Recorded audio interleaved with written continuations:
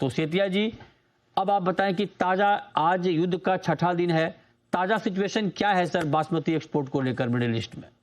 देखो, बिल्कुल सही कहें तो बहुत बुरी हालत हो गई एकदम हम्म। कि टोटल मिडिल ईस्ट मार्केट है हमारी। हम्म। और सारी जगह एक किस्म की क्लोज है, कोई बुकिंग नहीं आ रही। हम्म। ऊपर से शिपिंग लाइंस ने ओशन फ्रेट हैं जो $100-150 200 था दुबई का, वो 1800-1600 कर दिया। कोई 40-45 जो 20 फुटर का 1800 कर दिया, हम्म। 40 फीटर का 3000 है। हम्म। कैसे काम चलेगा? वी हैव आवर बुकिंग्स, हम्म। तो हम तो कुछ कर नहीं सकते। अच्छा फिर तो जब इतना इतना कार्गो स्टकअप ही हो गया रास्ते में, फिर मार्केट ईरान थी वन ऑफ द बेस्ट। हम्म। और सऊदी भी थोड़ा डर ही लग रहा है, सऊदी कैसे जाएगा। कैसे जाएगा? तो मतलब आप कह रहे हैं कि बहुत दिक्कत है। गर्ग साहब, दाम घट गए हैं क्या बासमती चावल के पिछले 4-5 दिनों में? 4-5 दिन के अंदर सेंटीमेंट बहुत डाउन है। हमने पिछले 2 महीने में देखा कि बासमती के जो प्राइसेस है वो लगभग 10 से 15% का उसमें जंप आया था, हम्म। जो प्रॉब्लली जो ईरान के अंदर वॉर लाइक सिचुएशन एक क्रिएट हो गई थी, क्योंकि यूएस आर्मी के कई सारे एसेट्स वहां पे पास में आ गए थे, तो लोगों ने स्टॉक पाइलिंग करनी शुरू कर दी थी। अच्छा। तो जब से ये वॉर स्टार्ट हुई है, तो पिछले 5 दिन या 6 दिन आज इस वॉर को स्टार्ट हुए है, तो उसमें सेंटीमेंट बहुत डाउन है। और सबको पता है कि मिडिल ईस्ट हमारी सबसे बड़ी मार्केट है। लगभग 50% बासमती राइस जो भी भारत से एक्सपोर्ट होता है वो मिडिल ईस्ट जाता है। तो उसमें मार्केट में एक सेंटीमेंट डाउन है। बहुत ज्यादा ट्रेड्स अभी नहीं हुए हैं क्योंकि अभी काफी शुरुआत ही है और लोग वेट एंड वॉच वाले मोड में है। पर फिर भी हमने एस्टिमेट करे तो 7 से 8% प्राइसेस में ऑलरेडी करेक्शन आ चुका है।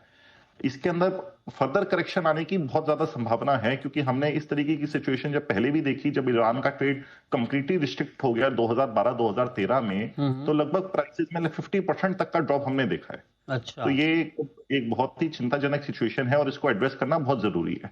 इसके अलावा कई सारे ऑपरेशनल चैलेंजेस भी आए हैं, क्योंकि हम ये हमें देखा जा रहा है कि 3 तरीके की सिचुएशन इसके अंदर आई है।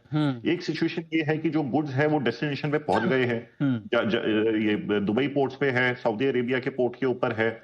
उन सारे एक्सपोर्टर्स के पास बहुत लिमिटेड ऑप्शंस हैं, वो कुछ ज्यादा नहीं कर पा रहे वेट एंड वॉच के अलावा। कुछ कार्गोज ऐसे हैं जो अभी रास्ते में है, तो काफी एक्सपोर्टर्स हमारे टच में है और वो एक्सप्लोर कर रहे हैं कि किस तरीके से इन कार्गोज को हम दूसरे डेस्टिनेशंस पे डाइवर्ट कर सकते हैं या कॉल बैक कर सकते हैं। अच्छा। क्योंकि अगर वॉर जोन में एक दफा ये वो कार्गो फंस गया, हाँ। तो वो काफी लंबे समय के लिए फंस सकता है वहां पे। ओके। और तीसरी सिचुएशन ऐसे कार्गोज की है जो लोड पोर्ट के ऊपर है, जैसे कांडला और मुंद्रा पोर्ट में आज के दिन 3000 कंटेनर्स की अवेलेबिलिटी है। 3000 कंटेनर स्टक है। तो लगभग 50 से 60 हजार टन क्वांटिटी जो कांडला और मुंद्रा पोर्ट जो मेजर पोर्ट है जो मिडिल ईस्ट को फीड करता है, हाँ। तो लगभग ये क्वांटिटी वहां पे स्टकअप है। कई सारे कार्गो ऐसे हैं जो पोर्ट के अंदर तो नहीं है, पोर्ट के बाहर है। अच्छा। पर वो कंटेनर अनअवेलेबिलिटी की वजह से या शिपिंग लाइंस के वॉर सरचार्ज लगाने की वजह से एक्सपोर्ट नहीं हो पा रहे हैं। ओके। तो ये 4 तरीके की सिचुएशंस हमारे सामने आज के दिन है। हमने गवर्नमेंट से ये रिक्वेस्ट करा है कि वो हर सिचुएशन का एक सोल्यूशन, क्योंकि ऐसी सिचुएशन में कई सारे ऑपरेशनल चैलेंजेस आते हैं। हाँ। अगर हमारी शिपमेंट बाहर जाती है और वो टाइमली उसकी पेमेंट नहीं आती, तो बैंक्स और आरबीआई एक्सपोर्टर्स को पेनलाइज करते हैं। अगर कार्गो कॉल बैक होता है तो एफएसएसआई और कस्टम्स के अंदर कई सारी फॉर्मेलिटीज ऐसी होती है जो उन्हें कंप्लाई करनी पड़ती है। ठीक है। तो हमने गवर्नमेंट को रिक्वेस्ट करा है कि वो इस तरीके के जो ऑपरेशनल चैलेंजेस एक्सपोर्टर्स फेस करे इन सारी सिचुएशंस के अंदर, उनको ईज आउट करे। ठीक बात है। एक और हमने गवर्नमेंट से ये रिक्वेस्ट करी है कि वो 25% के करीब ad hoc working capital facilities exporters को प्रोवाइड करे जो इस कॉन्फ्लिक्ट से अफेक्टेड है।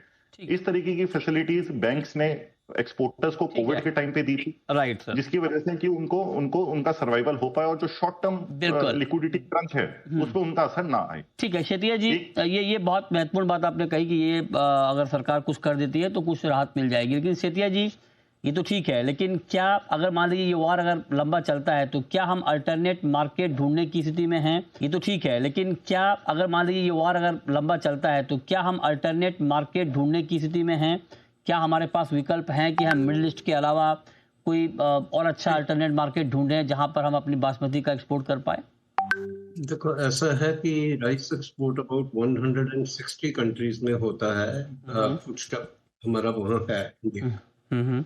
तो ऑब्वियसली हमें गवर्नमेंट को वहाँ प्रमोशन के लिए बहुत एफर्ट करनी पड़ेगी, लोगों के टेस्ट डेवलप करने पड़ेंगे,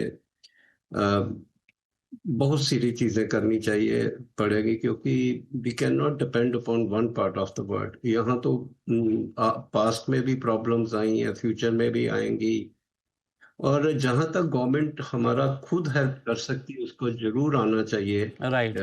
हमारे, क्योंकि जो अभी गर्ग बेटे ने कहा है कि वापस अपना माल ही वापस मंगाने के लिए बड़ी दिक्कत आ रही, कभी फसाई देखती, कस्टम देखती है। ठीक बात। देखो उसमें देयर इज वन डिफरेंस, वो इसको इंपोर्ट देख रहे हैं, but it is not import, it right. Is call back of Call back of goods. Distinguish करना चाहिए। जो हाँ, वापस आ रहा है, जो यहाँ बहुत से जरूरी गया, है। उसको स्ट्रेट निकालें, टाइम वेस्ट ना करें उसमें।